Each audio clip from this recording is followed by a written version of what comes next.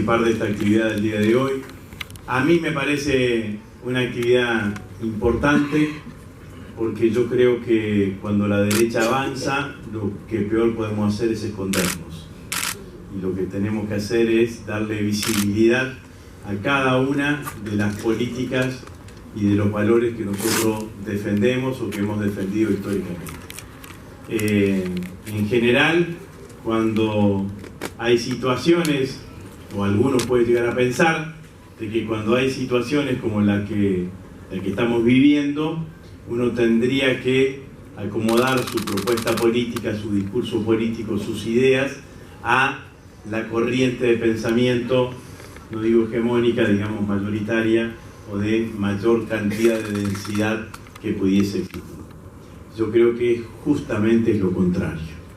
Digamos, ¿no? Independientemente de que estemos en el marco de un proceso electoral, yo creo que cuando uno enfrenta un debate político electoral en donde se encuentra con una fuerza política que está en las antípodas de nuestro pensamiento, lo que nosotros no podemos hacer es ser concesivos en nuestro discurso,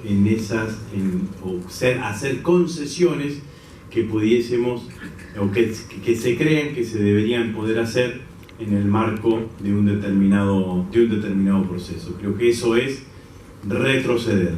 No hay que retroceder, hay que discutir y debatir con la cabeza bien erguida, sabiendo que nosotros somos una fuerza política, un espacio político que defiende valores nobles, valores auténticos, y que no tiene nada del cual esconderse.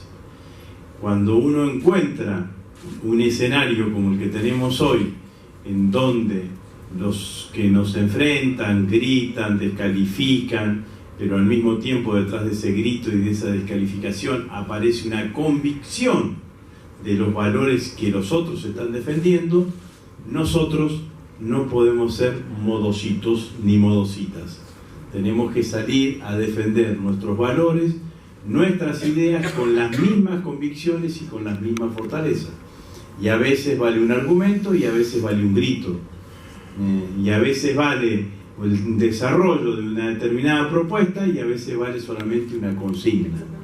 Pero lo que nosotros necesitamos en el marco de este proceso político es que no nos dobleguen en lo discursivo. Como decía la compañera, los votos son una cosa.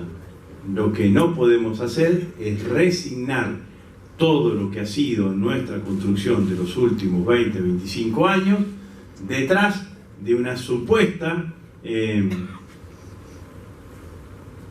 moderación ante el avasallamiento que lleva adelante la ultraderecha en Argentina, digamos. Entonces, lo primero que quiero transmitirle, compañeras y compañeros, es que hay que salir a militar con la cabeza en alto, con dignidad y con la convicción de que los valores que nosotros defendemos son valores nobles por los cuales hemos luchado durante muchísimos años de nuestras vidas.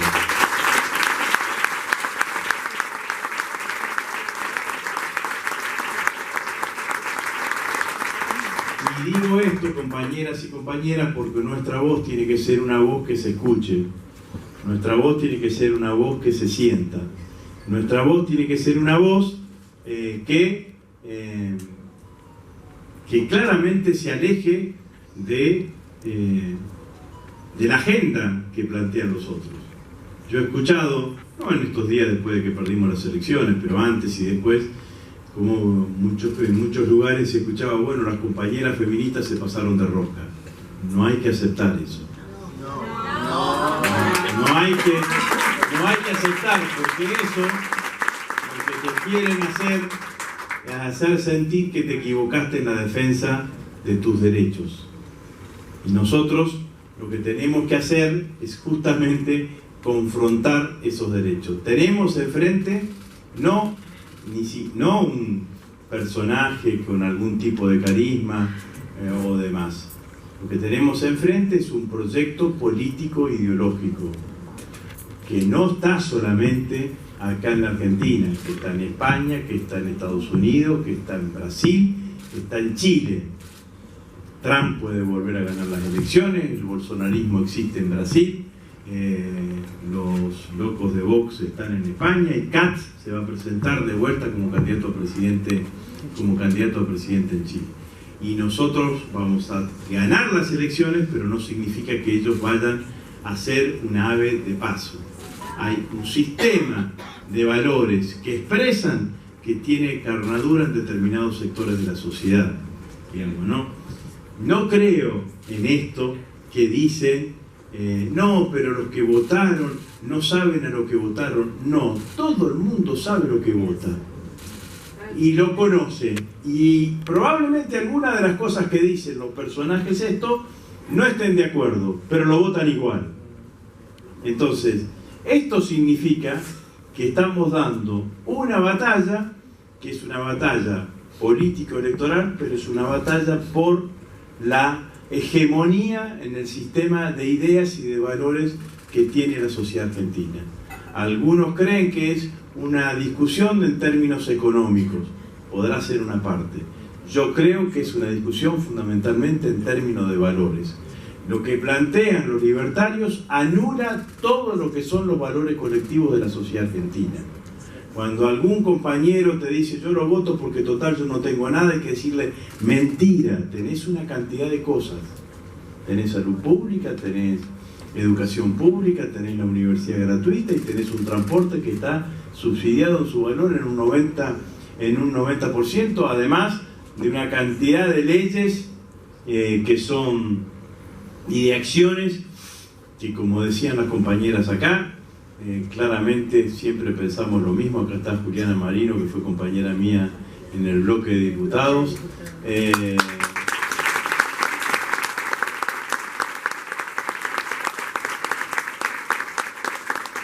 Y siempre nosotros pensamos que las leyes no son un punto de llegada, sino que son un punto de inicio.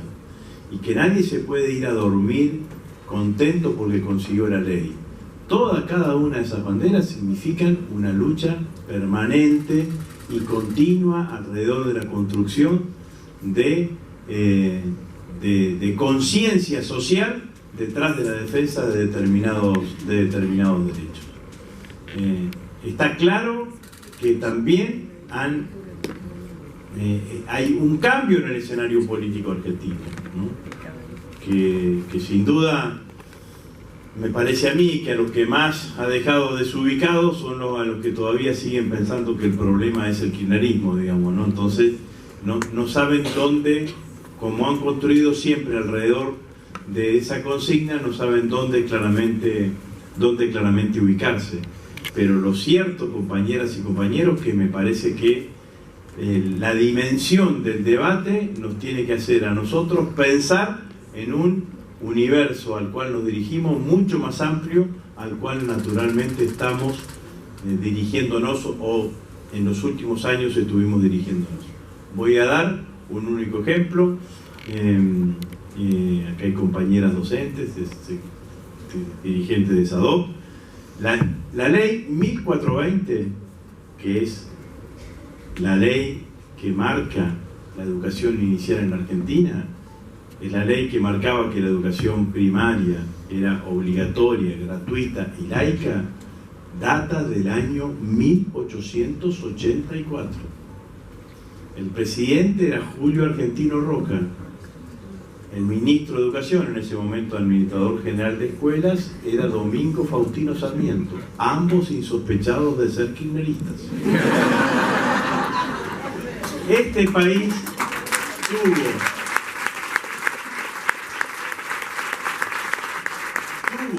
digo para tener una dimensión, tuvo ley de educación primaria obligatoria, insisto con lo de obligatoria, y gratuita y laica, antes de tener voto universal y secreto para los hombres en 1916.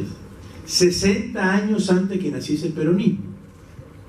Entonces, hay un país anterior al peronismo, construido por los conservadores, después por los después por los radicales, que tienen en algún lugar puntos de coincidencia con los valores que nosotros queremos defender. Entonces, cuando nosotros defendemos la educación pública, gratuita, laica, nos encontramos con familias políticas, colectivos sociales más amplios de los que somos los nacionales, populares, kirchneristas, progresistas, peronistas, y como uno quiera autodenominarse o percibirse, digamos, ¿no? Entonces, sin ninguna duda, que me parece que eso también hace que nosotros tengamos o tratemos de transmitir en este debate político que no es solo una cuestión económica, sino que también es un debate de valores.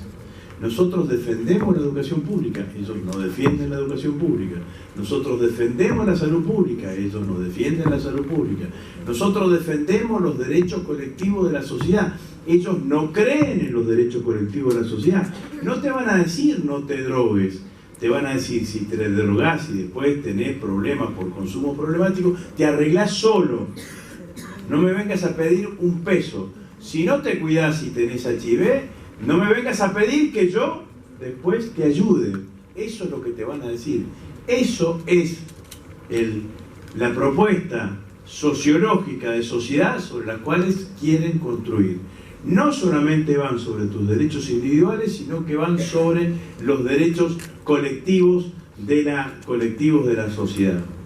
Ellos creen en un Estado chico. No hay que dejar caer en ese debate de Estado chico y Estado grande o Estado mal dimensionado. El debate correcto es Estado presente o Estado ausente.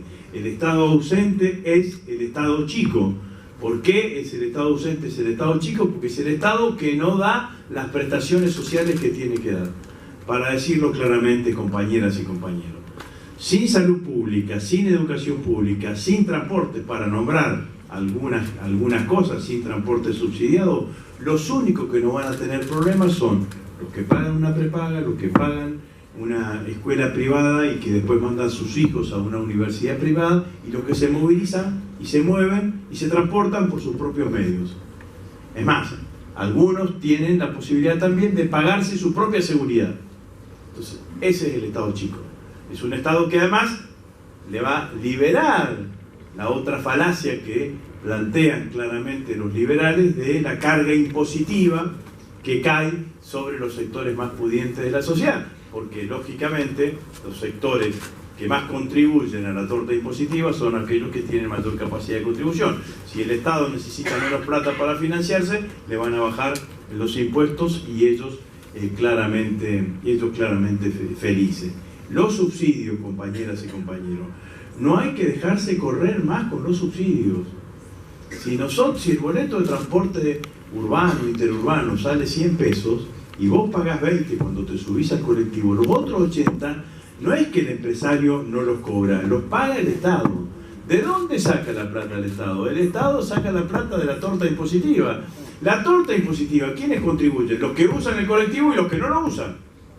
Entonces, en realidad, los que lo llevan y se transportan por su mismo medio. Entonces, en realidad, es una brutal transferencia de ingresos lo que generan las políticas de subsidio que se empezaron a implementar desde que Néstor Kirchner era presidente de la Nación.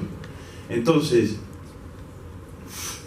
yo creo que, como decía la compañera, siempre uno tiene que ir por más.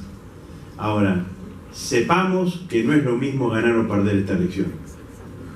Sepámoslo. Porque estemos preparados, digamos, ¿no? Porque la realidad es que no va a ser un gobierno de derecha light. Va a ser un gobierno de ultraderecha. Te lo vienen diciendo.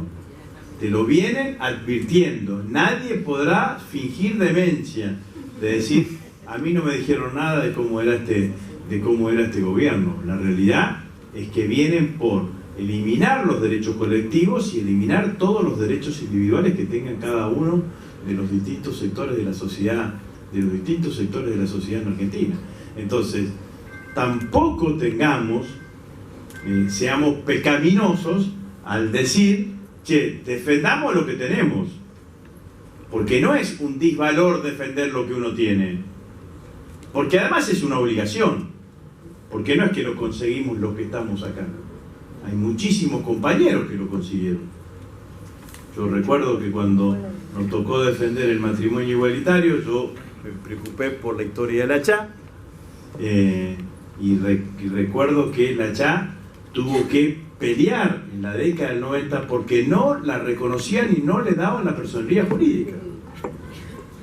Entonces, desde ahí vinimos. En los 90 no le daban la personería jurídica a una asociación civil. Entonces, no es que en todos estos años no conseguimos nada. Conseguimos una cantidad de cosas. Entonces, también depende de nosotros de ponerlas en valor, de no naturalizarlas, porque en general, cuando uno consigue cosas, las naturaliza y después resulta de forma cotidiana. Pero no crean que no te la van a sacar. Y te la van a sacar. Además, voy a contar otra pequeña historia que siempre la cuento porque me parece que también es significativa. Perón había instaurado el aguinaldo en la Argentina cuando era secretario de Trabajo y Previsión del gobierno de Edelmiro J. Farrell, en el 44. Cuando gana las elecciones, en el 46, él veía que como era un decreto, no lo cumplían todas las empresas.